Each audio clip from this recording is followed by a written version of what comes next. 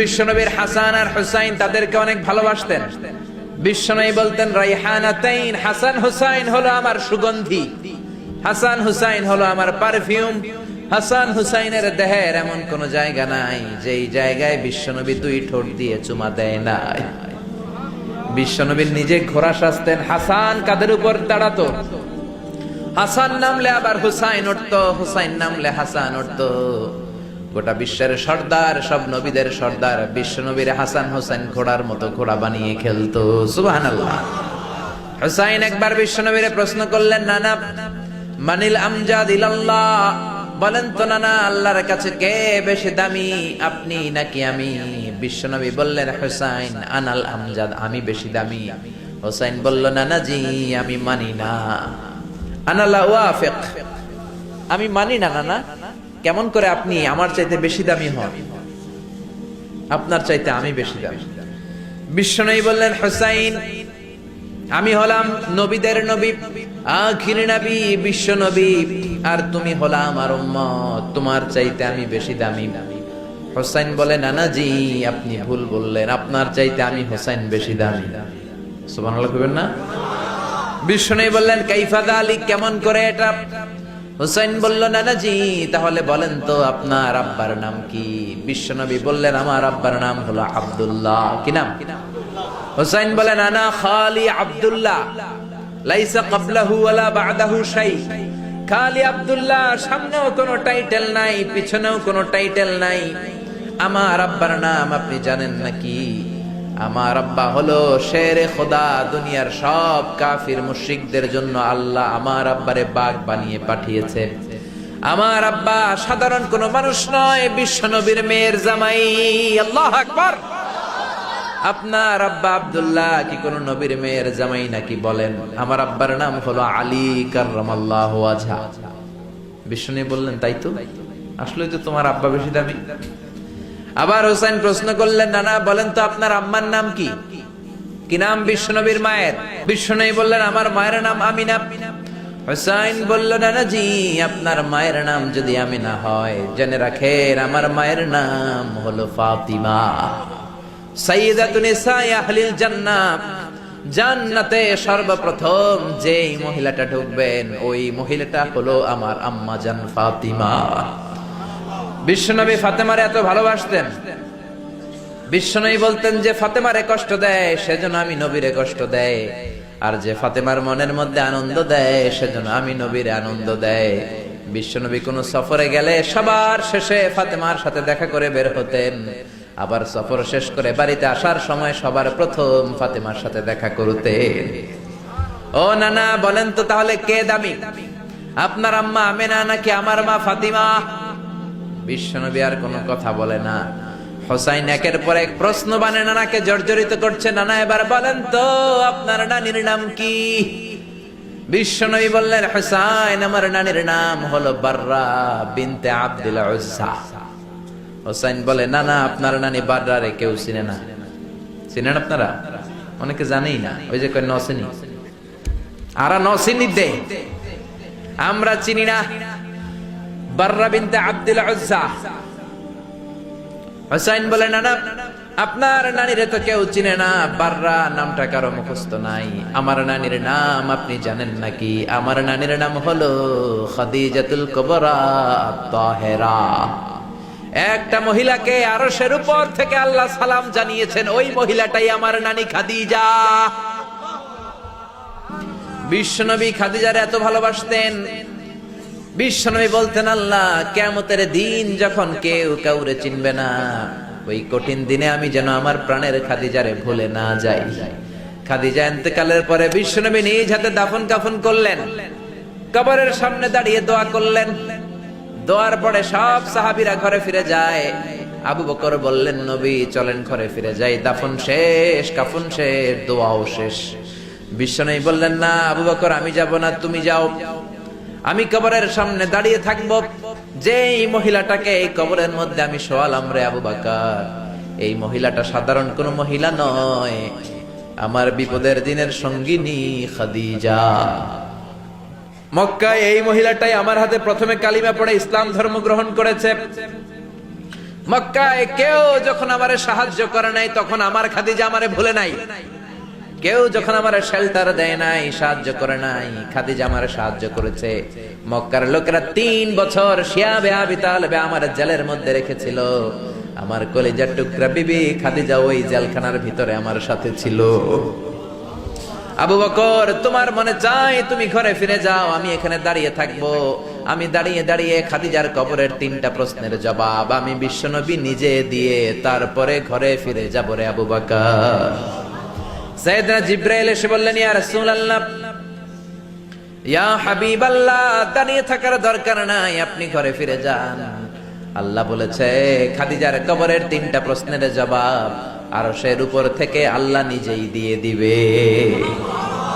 ও নানা, কই আপনার নানি বাররা, কই আমার নানি খাদিজা? বিশ্বনবী কোনো কথা বলেন না। হুসাইন আবার প্রশ্ন করলেন, নানা বলেন তো আপনার নানার নাম কি? বিশ্বনবী বললেন, আমার নানার নাম হলো ওয়াহাব ইবনে আব্দে মানাফ। হুসাইন বলে, নানা আপনার নানা ওয়াহাব রে কে চিনে?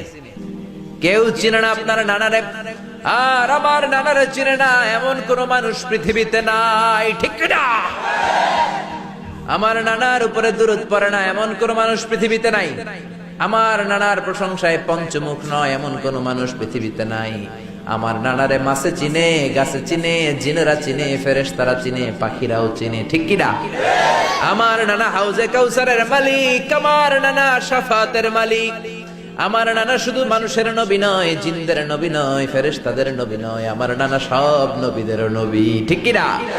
আমার নানার নাম হলো, পড়েন, মুহাম্মাদুর রাসূলুল্লাহ সাল্লাল্লাহু আলাইহি ওয়াসাল্লাম।